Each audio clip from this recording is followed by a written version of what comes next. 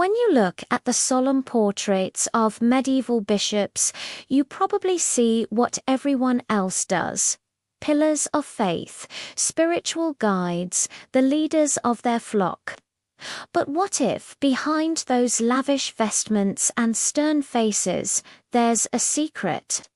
A secret far deeper, and honestly, a lot more unsettling than you could ever imagine. There's a wild theory out there, a hypothesis that some of these historical figures might not have been human at all. Instead, they were entirely different beings, just disguised in human form. If this idea sounds completely new to you, let me paint a picture. Think about that disturbing sketch by the great Michelangelo. It shows a headless medieval knight, and from inside his armor, something that looks like a giant worm is emerging. Now, take that image and ask yourself, what if similar entities were hiding inside the richly decorated robes of bishops? I know it sounds like something straight out of a science fiction novel, but don't dismiss it just yet. We're about to go on a very unusual journey, a trip through the art galleries of the past, where every single painting is a potential clue. Our mission is to find the details that could not just surprise us, but completely flip our understanding of these long-gone eras, their technologies, and maybe even the very nature of power itself. Our investigation kicks off with the most obvious and, at the same time, the strangest detail in the portraits of these clerics: their faces. When you carefully study paintings from different centuries and different countries, you start to see the same recurring anomaly. The subjects either have no ears at all, or that part of their head is always meticulously covered. Sometimes it's hidden by lush, flowing hair. Other times, it's parts of a headdress or a high, stiff collar. But the result is always the same. An anatomical feature that every human has is completely hidden from our view. Now, this can't just be a coincidence or a random artistic choice. Instead, it strongly suggests a systematic effort to conceal something important. If it were just one or two paintings, you could write it off as the artist's personal style. But when the same detail repeats across dozens and dozens of canvases, it stops being a random chance and starts looking like a pattern, a very disturbing hint. And it's not just the ears. The gaze of these figures often seemed lifeless, frozen, and totally devoid of emotion. Their eyes, which are supposed to be the mirror of the soul, are often empty and cold. They look straight through you, creating a really oppressive, unnerving feeling. The faces themselves often look fake, almost like a skillfully crafted mask that's been stretched over a completely different, non-human form. The skin is too smooth, the features are too perfect, or, on the flip side, they're strangely disproportionate. You get this grim feeling that you're not looking at a portrait of a living person, but at an image of a mannequin or a statue. This brings up a logical question. If this really is a mask, what is it hiding? Why would they go to such great lengths to hide it? What kind of being could be concealed beneath this facade? A being whose true nature had to be so carefully hidden from its followers and from all of us looking back through history. The search for an answer leads us down from the face to the hands of these mysterious figures. And this is where we find a new, no less astonishing discovery that only strengthens our initial suspicions. The hands you see in these paintings, making gestures of blessing or holding sacred relics, they aren't actually human hands. Their skin is unnaturally smooth, without a single wrinkle, vein, or pore. And the reason for this is simple. It's not skin, it's gloves. When you look closely, you'll see they have no nails, no cuticles, none of the tiny, minute signs of living flesh that would identify them as real hands. The fingers are often depicted as unnaturally long and thin, sometimes even with an incorrect number of joints. They look more like the limbs of an insect or a reptile than those of a primate. This detail is so striking and so consistently repeated that it demands an explanation.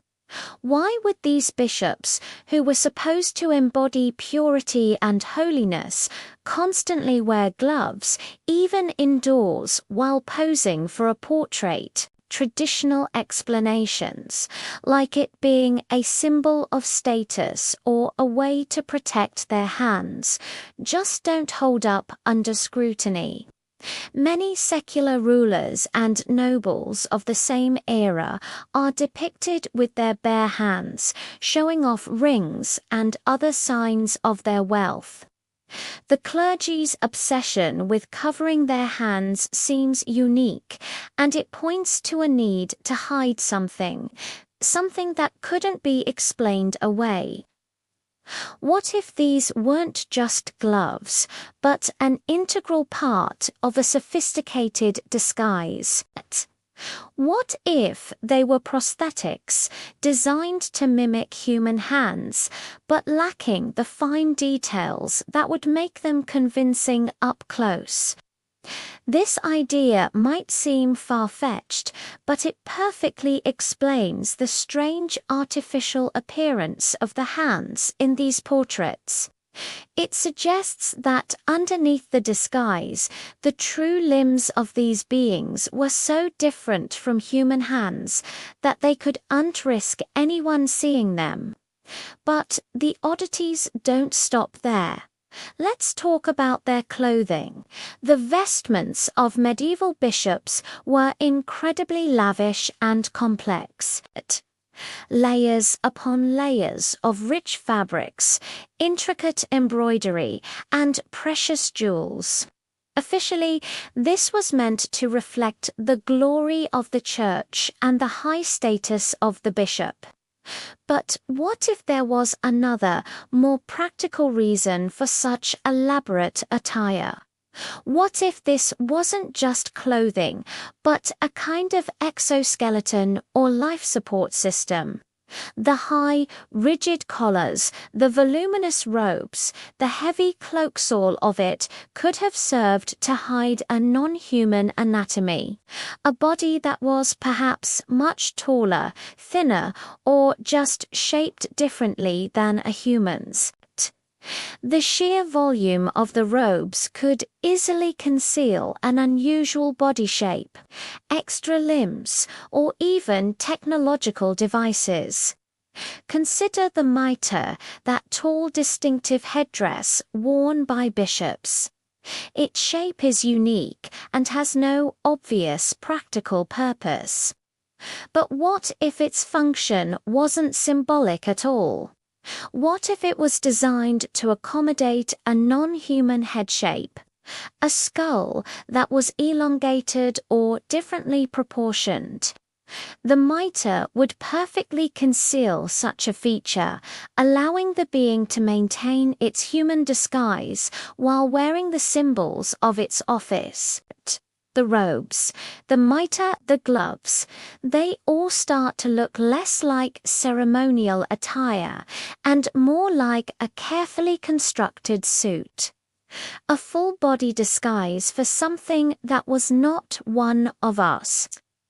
This theory also sheds new light on certain historical events and artifacts. Take the concept of the divine right of kings, the idea that monarchs were chosen by God and were his representatives on earth. This doctrine was heavily promoted by the Church. What if this wasn't just a political tool to maintain power, but a literal truth? What if these divine rulers were, in fact, not entirely human, and the Church, led by these disguised beings, was the instrument of their control? This could explain the immense power and influence the Church held over society for centuries.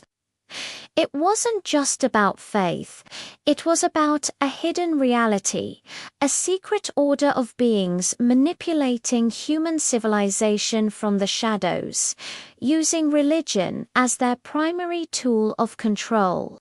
This isn't just a wild guess. We see hints of advanced non-human technology in historical accounts. Think about the intricate mechanisms of cathedrals, the mysterious properties of certain relics, or even the advanced astronomical knowledge that some ancient cultures possessed. These are often dismissed as anomalies or the work of forgotten geniuses. But what if they were remnants of a technology far beyond what humans of that era were capable of? A technology provided by these hidden masters. This hypothesis forces us to reevaluate our entire understanding of history. It suggests that the past was not as we've been told. It wasn't a simple, linear progression of human development. Instead, it may have been a complex drama, a stage where different species vied for control, with humanity often being just a pawn in a much larger game. The portraits of medieval bishops, once seen as simple historical records, now become something else. They become coded messages, hints left behind, either intentionally or unintentionally, by artists who saw something they weren't supposed to see. These painters, in their quest to capture the likeness of their subjects, may have inadvertently recorded the subtle flaws in their disguises. The missing ears, the lifeless eyes, the artificial hands, these were not mistakes. They were clues to a terrifying truth. As we continue to explore these ancient portraits and artifacts, we must keep an open mind. We must be willing to question everything we thought we knew. The truth is often stranger than fiction, and the secrets of the past may be more profound and disturbing than we can ever imagine. The evidence is there, hidden in plain sight, in the silent, watchful eyes of the figures who stare out at us from centuries-old canvases. The only question is, are we brave enough to see it? Thanks for watching.